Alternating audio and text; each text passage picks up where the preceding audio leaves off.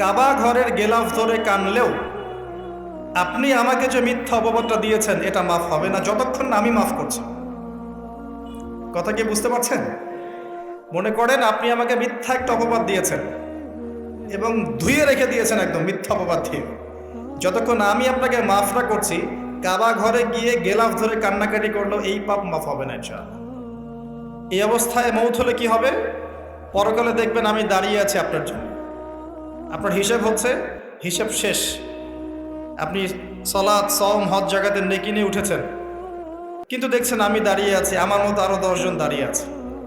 ওই 10 জনকে আপনি গালি দিয়েছিলেন, অপবাদ দিয়েছিলেন, তাদের গীবত করেছিলেন, তাদের সম্পদ বা সম্মানের হানি করেছিলেন। এখন কিয়ামতের মাঠে আপনার নেকি দিয়ে এই ঋণ শোধ করতে হবে, অন্য কোনো অপশন নাই। আর যদি নেকি শেষ হয়ে যায় তখন কি হবে? তখন আমার আমলনামা থেকে কিছু গুনাহ আপনাকে নিতে হবে। আল্লাহ পাক ন্যায় বিচারক। আল্লাহ পাক শুধু গফুর রহিম নন, আল্লাহ পাক শুধু পরম করুণাময় অসীম দয়ালুই নন, বরং তিনি হচ্ছেন ন্যায় বিচারক। ন্যায় বিচারক। একজন ধর্ষক যদি বলে যে আল্লাহ পাক তো গফুর রহিম, আল্লাহ আমাকে মাফ করে দিতে পারেন, তাহলে যাকে ধর্ষণ করলো সে তার উপর জুলুম হবে না? আল্লাহ পাক যদি ধর্ষককে মাফ করে দেন, তাহলে যাকে ধর্ষণ করা হয়েছে ওর প্রতি জুলুম হবে না? কথা বুঝতে পারছেন না? মনে করেন আপনি নাউজুবিল্লাহ কারো সম্পদ আত্মসাৎ করেছেন, এখন আল্লাহ যদি আপনাকে মাফ করে দেন, তাহলে এই যে যার সম্পদ আপনি আত্মসাৎ করেছেন এর উপরে জুলুম করা হচ্ছে না? আল্লাহ পাককে জুলুম করবেন? এক জাররা পরিমাণ করবেন না। কিয়ামতের মাঠে নেকি দিয়ে তার এই ঋণ শোধ করতে হবে, অথবা তার গোনা আপনার কাঁধে নিয়ে জাহান্নামের পথে যেতেও হতে পারে। আল্লাহ পাক হেফাজত।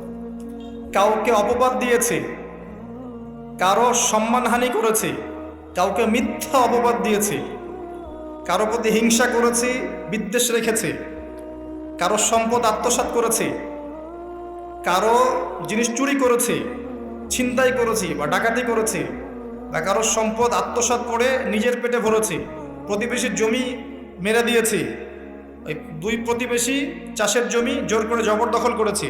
এক কথায় মানুষের সম্মান, জান মালের সাথে জড়িত যে পাপ, এই পাপ আল্লাহর কাছে মাফ হবে না। তাকওয়া কি জিনিস? আল্লাহ ভীতি। নবী সাল্লাল্লাহু আলাইহি ওয়াসাল্লাম বলছেন, আত-তাকওয়া হাহুনা। তাকওয়া হচ্ছে কলিজার মধ্যে, কলবের মধ্যে। আমার দাড়ি, টুপি, জুব্বা, পাগড়ি থাকতে পারে, কিন্তু আমার কলবে কতটুকু তাকওয়া আছে এটা আল্লাহ ছাড়া কেউ জানে না। তাকওয়া সম্পূর্ণ আল্লাহ জানেন একজন ব্যক্তির মধ্যে কতটুকু তাকওয়া আছে। অনেক সময় বাহ্যিক চোখে মনে হতে পারে এই ভাইটা ইসলামিক পোশাক পরে নাই, দাড়ি আমার চেয়ে একটু ছোট, চলাফেরা কেমন জানি, সুন্নতি পোশাক নাই, ওঠা বসা চলাফেরা কেমন মনে হচ্ছে। কিন্তু কে জানে যে তার মনের মধ্যে এমন তাকওয়া থাকতে পারে যার কারণে সে আমার চেয়ে বেশি সম্মানিত হতে পারে।